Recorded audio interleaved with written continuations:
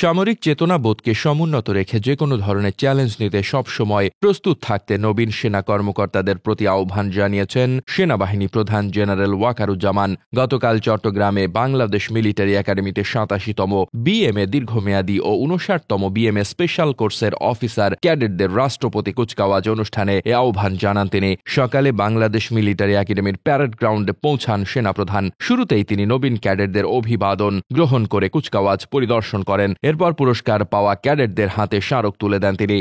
এবার সব বিষয়ে শ্রেষ্ঠ কৃতিত্বের জন্য সোর্ড অব অনার অর্জন করেন battalion senior under officer Abdullah Al Arafat. প্রধান অতিথির বক্তব্যে সেনা প্রধান কমিশন পাওয়া কর্মকর্তাদের যে কোনো সিদ্ধান্ত গ্রহণের ক্ষেত্রে দেশপ্রেমকে সর্বোচ্চ গুরুত্ব দেওয়ার নির্দেশনা দেন। প্রত্যেক সেনা সদস্যের সাহসিকতার সঙ্গে সকল পরিস্থিতি মোকাবেলা ও মাতৃভূমির স্বাধীনতা রক্ষাই প্রথম এবং প্রধান কাজ হবে বলে উল্লেখ করেন তিনি।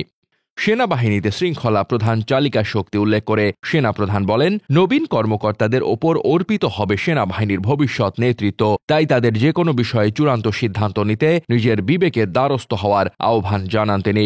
দীর্ঘ ৩ বছরের কঠোর সামরিক প্রশিক্ষণ শেষে এই মনোজ্ঞ কুচকাওয়াজের মাধ্যমে ৮৭তম বিএমএ দীর্ঘমেয়াদী কোর্সের সর্বমোট ২১৩ জন অফিসার ক্যাডেট এবং ৫৯তম বিএমএ স্পেশাল কোর্সের ১৪ অফিসার ক্যাডেট ও ৪ ট্রেনি অফিসার বাংলাদেশ সেনাবাহিনীতে কমিশন লাভ করলেন। কমিশন পাওয়া অফিসারদের মধ্যে ২০৭ জন পুরুষ ও ২৪ জন নারী কর্মকর্তা রয়েছেন। প্রধান অতিথি বিএম প্যারেড গ্রাউন্ডে এসে পৌঁছালে তাকে general officer commanding army training and doctrine command, general officer commanding ২৪ পদাতিক ডিভিশন ও এরিয়া কমান্ডার চট্টগ্রাম এরিয়া এবং বাংলাদেশ মিলিটারি একাডেমির কমান্ড্যান্ট অভ্যর্থনা জানান।